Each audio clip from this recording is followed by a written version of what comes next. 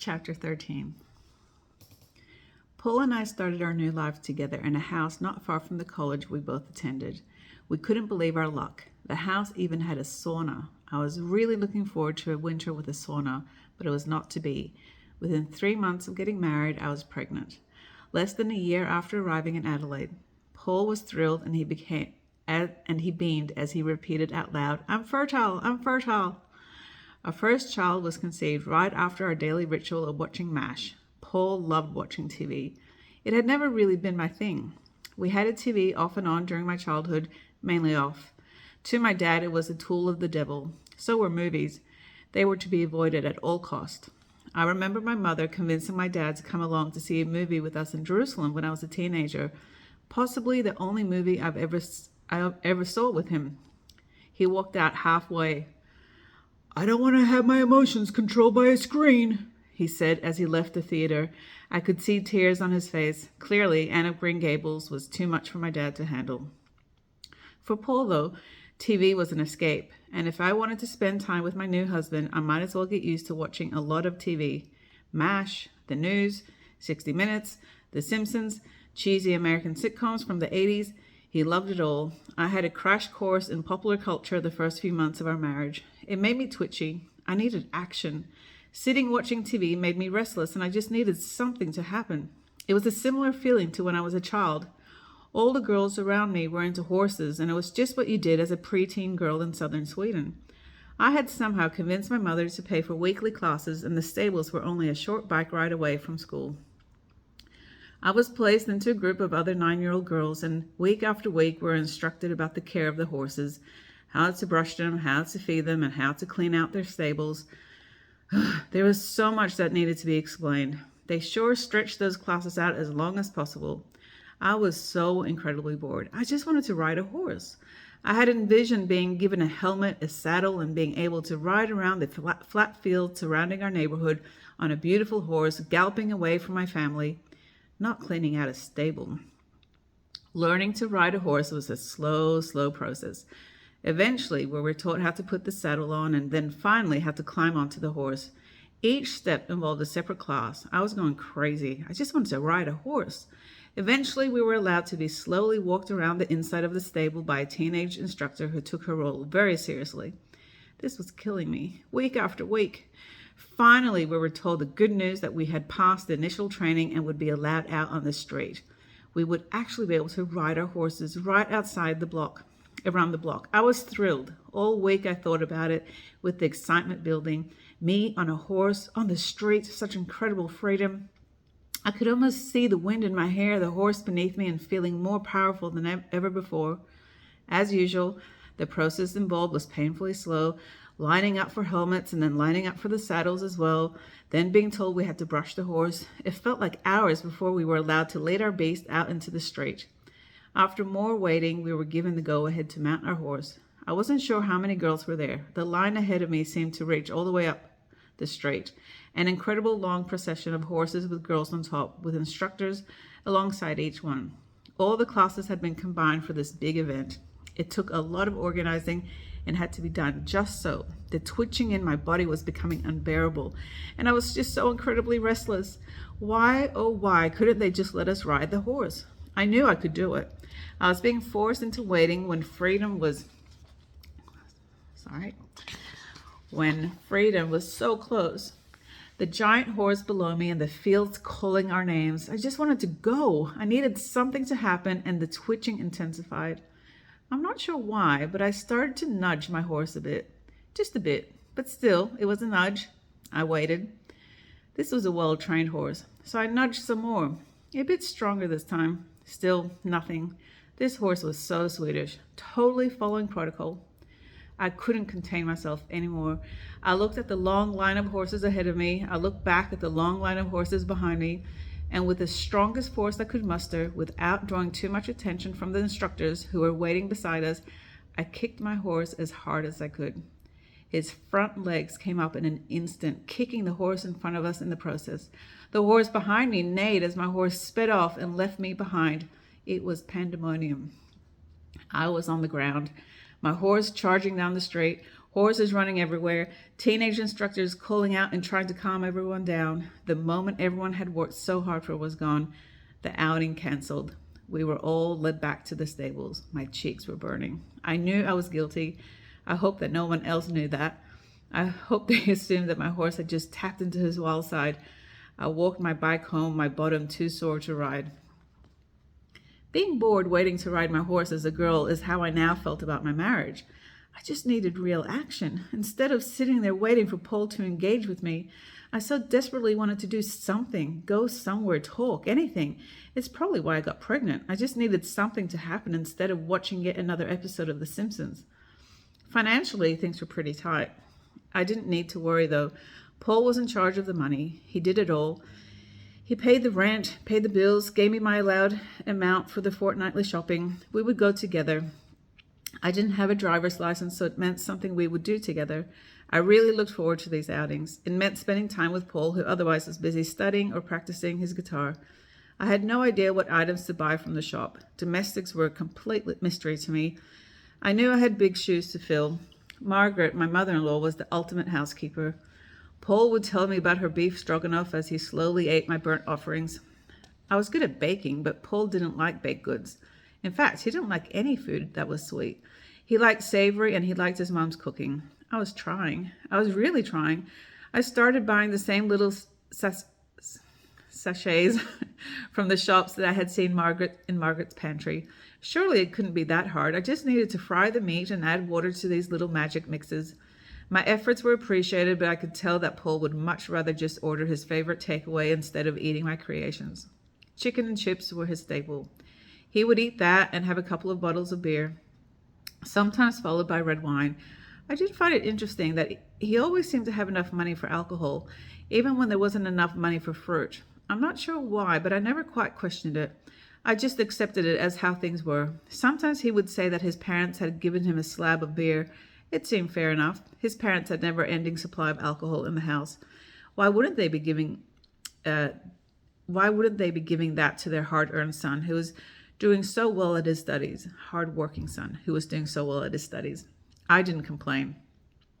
Paul would often buy me a family block of Cadbury chocolate at the same time as stocking up on his ever-diminishing beer supplies. The chocolate was a perfect distraction from the mind-numbing TV shows I was watching night after night. My belly was growing. I was pregnant. It was hard to gauge how much of the growth was baby-related and how much of it was thanks to my Cadbury consumption. I was just grateful to have a husband that was so generous. We didn't have much money, but he still made sure I had chocolate. I would sit there and eat row after row, the top of my mouth feeling gluggy from the overly sweet squares while Paul enjoyed his variety of drinks. During the day, we were both at school. By now, I had been elected as the president of the student council. It meant more time commitments. I often led worship sessions in the morning, and I would look after the new students and organize fundraisers. I really enjoyed it. It was a good distraction from my classes. I was really struggling with those. It felt as if everyone who was going through the same counseling degree as me was overly bitter at what life had handed them, and classes became a place to vent. Who knew there were so many men who hated women? Who knew there were so many women who hated men? Everyone seemed to have their own list of grievances. My classmate Lisa and I started keeping a tally. Each complaint got a tick next to a name. It kept us occupied and it kept us sane. We were by far the youngest in the class. Most of our classmates were in their 30s and 40s. We really felt as if doing this degree was a cheap way for them to have much-needed therapy. It was very hard to be interested in the topic when it was continually interrupted by someone who had an example from their life of the pain inflicted upon them, mainly from a spouse or a parent, usually from the opposite gender. I made sure my assignments got done and I did my readings for the tutorials, but I wasn't engaging in the lesson. I didn't want to become part of the masses. I didn't want to be a man-hater or blame my parents for my faults. It was such an ugly trait and I didn't want to join in. Lisa and I got along really well and I enjoyed her company. Her uncle was the college principal and she had gone to a very Christian high school, but she was spunky and she had an edge. Lisa invited me to come to her parents' farm for her birthday weekend. I was thrilled to be able to go, and Paul didn't seem to mind. He said he would be able to get some more schoolwork done with me away. It was the first time we would be apart since we were married. I spent one night away helping Lisa with the work needed to pull off a 21st birthday party. I finally understood why my picnic on the Opera House steps weren't deemed worthy Australians took their 21st birthdays very seriously. Photos from their childhood and embarrassing stories in the speeches with lots and lots of guests. I hadn't realized that turning 21 was such a significant milestone. In Israel, the milestone is at age 12 for girls and 13 for boys. And of course, I had missed out on mine since my dad didn't agree with keeping any traditions. I realized that I had pretty much missed out on every milestone so far by never really belonging to the country I was in and having parents who were bucking the system. It meant that I didn't have those special events that map out our lives and give an opportunity for those that care about us to show their support and connection. A couple of weeks after Lisa's birthday, I got home early from college. I was tired. My baby bump was getting heavier. The house was empty because Paul was still at the college. I noticed some bills were in the letterbox. I figured I might as well have a look and then pass them on to Paul to pay as he always did. I was shocked to see our phone bill. It was a huge amount, much bigger than our weekly rent. Surely there was a mistake and the phone company had added something extra on unintentionally. I started looking through the numbers. There was a phone call from 2 weeks earlier. The date rang a bell. It was Lisa's 21st birthday. I didn't recognize the number though. I decided to dial it and see who would answer. My face started to burn as I heard a very seductive voice giving me different options. Did I want an Asian lady to speak to? I slammed the phone down, shocked at what I had heard. I sat there holding the phone bill, my mind racing and trying to make sense of what had just happened. Paul got home a little while later. He hadn't even put his briefcase down when I told him that our phone bill had arrived. His face was pale, but very quickly cleared up as he started to explain. Apparently, the night that I had gone to Lisa's birthday, he had been reading the passage in the Bible where Jesus asked the men who were going to stone the prostitute who was there without sin. It made him think about these poor prostitutes and how difficult it must be for them and how they must struggle so much. He wanted to know what would bring them to such a low point that they would give their body to a stranger. So he decided to do some research. He found an advertisement in the newspaper and called up. The lady he spoke with was lovely and so grateful that it wasn't a man who was desperate for a sexual act. Instead, it was a man who cared and who wanted to hear her story. They had talked for ages. She felt heard as he listened to her pain. And incredibly, he was able to minister to her and share about Jesus. It was unfortunate that the phone bill was so high, though, and he would need to ask his parents to borrow some money. But he was grateful for the opportunity to help someone, and he now understood that passage about the prostitute in the scriptures better. I hadn't expected that answer. I didn't know what I was expecting, but not that. It was fair enough. Prostitutes obviously needed to be heard, and it was very considerate of Paul to facilitate that. I felt bad that his parents would have to pay so much money, and I knew they would, though. They were very generous when asked. I kind of wish we could have used that money for us, though. We had lots of expenses coming up. Money was already really tight, and this would mean that we wouldn't be able to ask them for help for a while. I went on with my evening, trying to ignore the unease that was brewing inside me. Paul was gaining popularity at the college, and the staff were paying attention to his work. Not only was he getting top marks in all his subjects and leading tutorials, but now he was also asked to fill in to teach when lecturers were away. I was thrilled at his success. One of his tutorial students asked if Paul would be able to give her extra theology lessons. She was a lovely lady in her late 40s, very wealthy. In fact, very, very wealthy. Denise would come to her house once a week for tutoring, and she seemed impressed by Paul's insights. She also loved his class presentations and the sermons he would give from time to time. During one of her visits, she explained that she was involved with an organization that looked for young leaders in Australia. It was nationwide, and those that got selected were sent to Canberra for a training course in leadership. Would Paul consider participating? This was a fabulous offer and a huge boost. It was the breakthrough that Paul had been waiting for. There was only one catch. The long weekend in Canberra coincided with the birth of our baby. In fact, it was a week after my due date.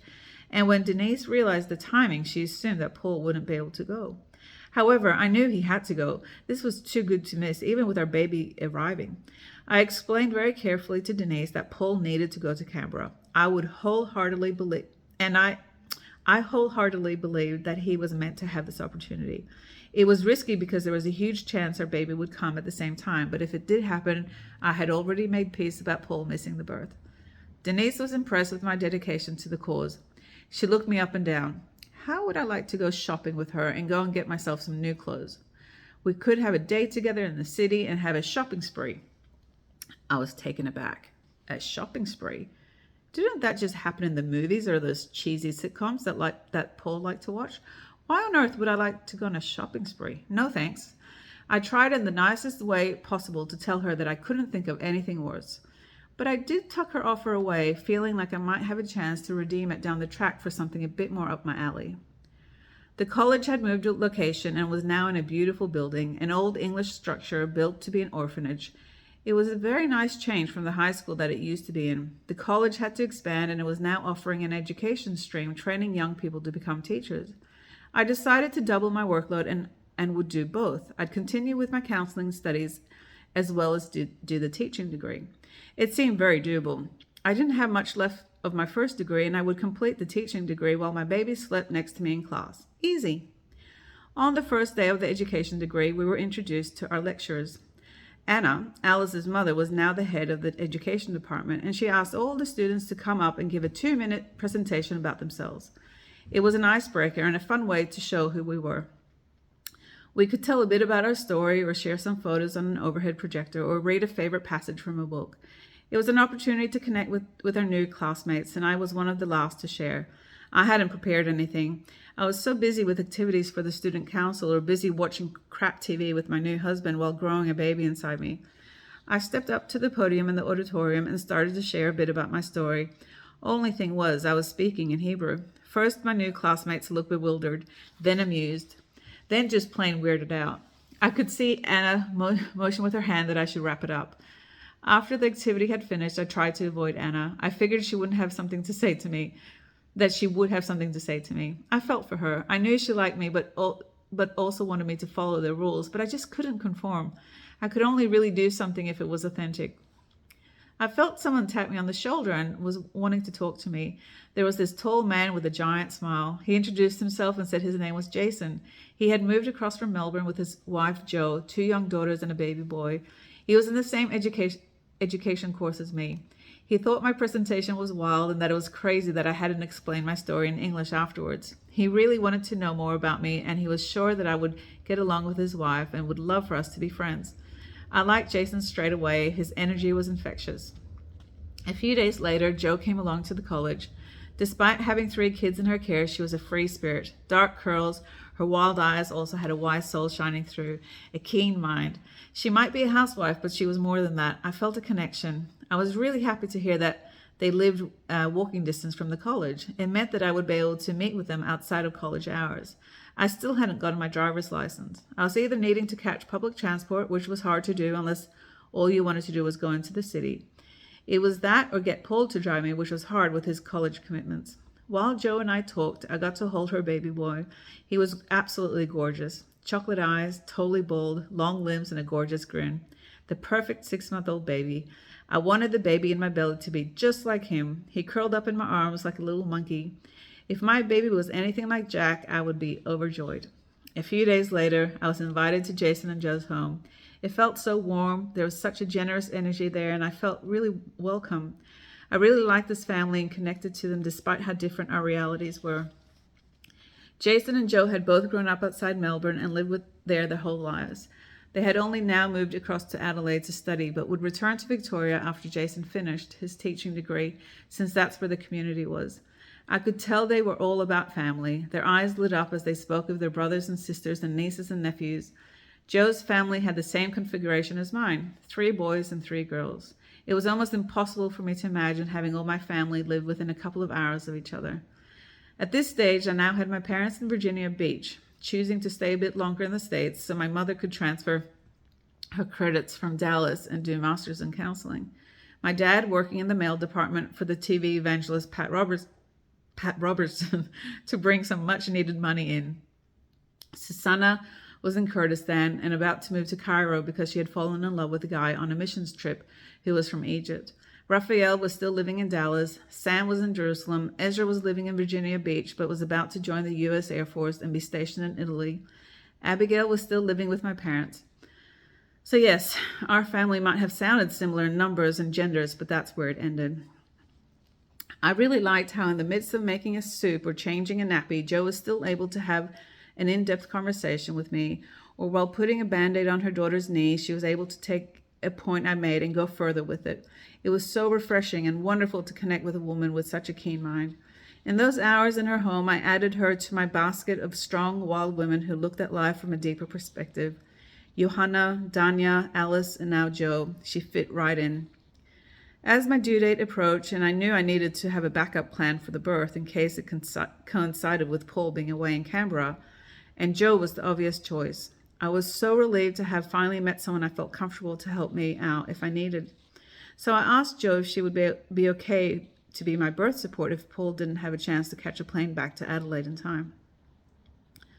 I had been really fortunate to be accepted into a program at the public hospital where they were trialing having a midwifery service that involved each woman being assigned the same midwife throughout the whole pregnancy, birth, and post-birth care. I had heard about this unique service through a weekend workshop that Paul and I took to prepare us for the birth. It was meant to be an 8-week yoga course that culminated in a 2-day workshop. There was no way I would go along to a yoga class, though, knowing full well that it would open me up to all sorts of evil influences. However, I liked the idea of the birth workshop. It was run by a woman who was born in England but grew up in Israel, who had been in the Air Force, and bizarrely enough, who also had a breast reduction. How could I say no to a birth workshop with her? It was during this weekend that I kept hearing the name Orianne. Everyone spoke of Orianne. She was the ultimate, if you wanted a natural birth. I wasn't exactly sure what a natural birth meant, but it had a nice ring to it. I made sure to get her details and made an appointment at the hospital. I was so grateful to get a spot in the highly recommended program. Orianne was just as lovely as I'd been told, a humble woman with a very still presence, a calm soul, and she almost whispered when she spoke. Orianne welcomed us both with open arms and wanted to know our stories. Me, being pregnant, seemed almost like a side issue. Orianne wanted to get to know us as a couple, not just my bump. It felt right, and I knew that I was in safe hands. From then on, each visit to the hospital would include us chatting about our lives. Meanwhile, my belly was getting measured discreetly as we spoke. According to Orianne, everything was progressing beautifully. The only issue was the fact that Paul was about to fly to Canberra. Part of being in the program with Orianne meant that I had access to the birthing center, a double bed in the room with mood lighting, all the hospital equipment hidden behind regular household items like paintings and shelves to make it look like a home. It would be lovely to birth my baby in this safe and calm space. I imagined the upcoming birth being a beautiful experience with a bit of Christian worship music playing in the background while my loving and doting husband massaged my feet and as I nibbled on a block of Cadbury chocolate. As the muchly anticipated day approached, my belly was getting bigger, in fact, much bigger. No matter how relaxed Orianne was, she still needed to report back to the hospital about her findings. On one of my visits, she had a sad look in her eyes as she explained that my growing bump was becoming a concern for the hospital. As much as they wanted to support me having a natural birth, this was going to be a giant baby, and it would need to come out soon. Not just that, but I would need to have a doctor come and check me out to confirm the size. Orianne had tears in her eyes. She obviously knew more about the implications than I realized. I didn't have to wait long before a doctor stepped into the tiny room that Orianne used for our appointments. The mood shifted straight away. Up until then, I had only had Orianne as a contact point. The doctor was abrupt and started listing off all the dangers I was putting myself into. He was convinced that I was risking myself and the baby. According to him, I could potentially be in an emergency situation involving an innocent life. Was I aware of that? Did I really understand the seriousness of the situation? Clearly I didn't. I was too busy growing a baby that I hadn't even realized I was hosting a time bomb, and each second was bringing me closer to certain death and destruction. The doctor spent a lot of time measuring my bump and feeling for the baby's arms and legs. It hurt. He was rough and my pelvis ached. How could Orianne get the same answers but not inflict any pain in the process? How could these doctors' hands be so harsh and so mechanical? Didn't he realize there was a woman attached to the bump he was manhandling? 4.6 kilos at least. According to the doctor, that's how much this baby weighed already. And I still had a couple of days left until my due date. This baby inside me was a giant. The doctor suggested I deliver the baby straight away. The whole time, Orianne just held my hand and looked me in the eyes. I could tell that she didn't believe anything this doctor was saying, yet his words were filling up the tiny room. The doctor left in a huff, but not before telling me that I knew what I needed to do. He was right.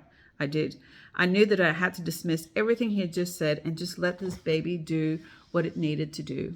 I didn't have a giant growing inside of me. I just had a short torso, like Murmur did, like my mother, like my sisters, a short torso that doesn't allow much space for a baby to grow.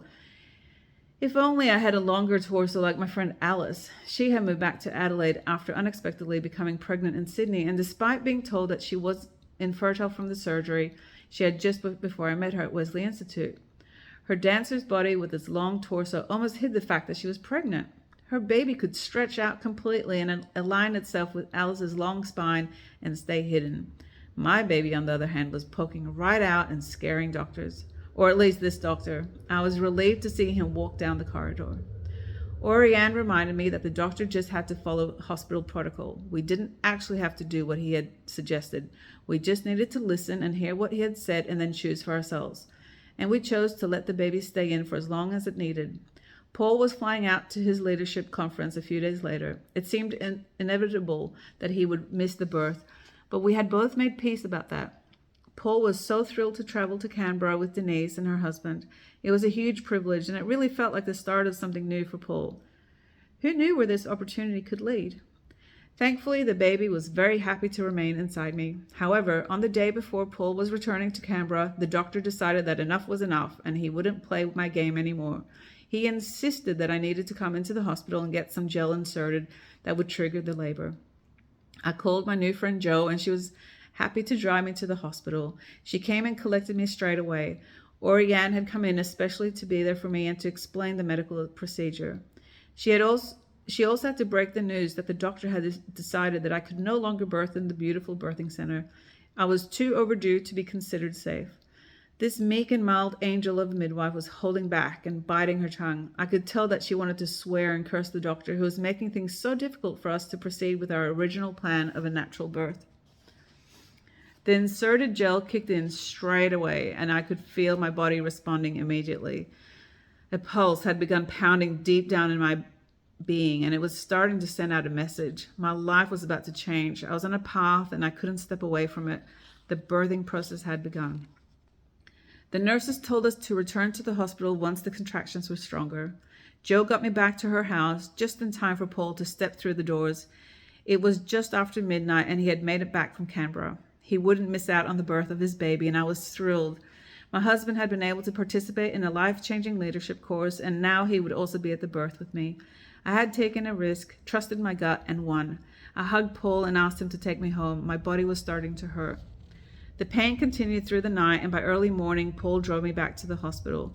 I hadn't slept at all, and I figured that the baby must be coming soon. When we arrived at the hospital, the doctor was there waiting for me, and he asked for more gel to be inserted. Oriane left her sleeping kids at home to make sure that she was the one who did it and not the doctor. I was grateful not to have his rough hands inside me. The gel hit me like a train. This time I got slammed. The pain I had been in earlier was a distant memory. My body was now consumed by aliens or demons. I wasn't sure which, but it hurt like hell. My body was no longer mine. It was getting thrown around by a force much greater than me, and I had absolutely no control. I was trying to ease the pain with hot water from the shower. It initially helped a bit, but as the pain intensified, nothing seemed to help. I threw myself around the bathroom, my legs banging against the tub. I was howling and screaming from the pain. What was happening to me? Why had no one told me that birth was like a death and that I was about to die? I could see the balcony through the window. We were on the 5th floor. If I could only climb over the fence and jump off. Instant death was the answer. Why go through this only to die in agony? I wanted it to stop. I pleaded and begged, give me something, please. God, I was calling out to God for help. He had always been a silent force in my life, but he had never been as silent as he was while I was in the process of birthing my baby. I called out again and again for God to help me. Nothing at all. At one point, my voice broke. I pleaded with Oriane, please give me something. I need something. Did I want some pain relief? Did I want to scrap my plan of having a natural birth? No, it wasn't pain relief that I wanted. I wanted a bullet. I wanted Oriane to fetch my Uzi and shoot me on the spot. How could she not know that? I looked over at Paul. He looked concerned, his Greek workbook still in front of him. I tried to comfort him with a look, but instead I just screamed out in pain as yet another pack of demons began tearing at my body apart. There was a towel rack on the wall in the bathroom, and I grabbed onto it, pulling my body up as I screamed, amazed at the force I could feel in my body. The sound coming out of me was so foreign. It belonged to an animal, a wounded animal. That was it. I was no longer a woman. I was a wild animal who was about to die. I let out a scream that didn't just fill the bathroom, it filled the whole hospital. It reached from the hills to the ocean, and in one giant push that had nothing to do with me, a baby slid out of me, just like that. In an instant, there was calm. The water from the shower still pouring over me and washing away the blood. I was holding a baby. I was holding my baby. These massive eyes were looking at my face and taking me in, asking me if I was the mother. I held the slippery little body against mine. This was my baby. I was a mother. The smell was intoxicating. I couldn't stop inhaling. Those eyes looked around the room, looked at Paul, looked at Oriane, already so curious. How did we go from a room filled with such noise to absolute stillness? This baby had created peace. Everything was all right in the world. Something shifted inside me. A vault that I never knew existed moved in my chest. Just where I thought my heart was, a giant weight moved. A stone rolled away, and this river of utter and complete love gushed out of me. I was in total awe. This flood that came from the center of the universe was now flowing out of me, consuming me. I was a mother. In that moment, I felt united with all the other mothers who were at that very exact time sitting in that sacred space of holding their baby for the first time. In that moment, I went from aligning myself with men, thinking that I could match them in their power and that I could be one of them, to sitting down with my sisters around the globe, our breasts bare, holding our babies close, inhaling the scent and exhaling our love. I was smitten. This baby in my arms had triggered a love that needed a language of its own. For the first time in my life, I was speechless. I sat there in awe, smiling at this baby in my arms. Slowly, I started to take in the rest of the shape, the eyes, the face, the perfect lips, the nose that seemed so familiar, the forehead, the perfect body. I had a son. It had taken ages to even register. The love that I had for this person in my arms had flooded in before I even knew if I had a son or a daughter. But now I knew I had a son. Paul had wanted to name him Eli. I had wanted to name him Isaac. I looked at his face, his wise face. I knew he was Asher. I was the mother of Asher. I finally belonged.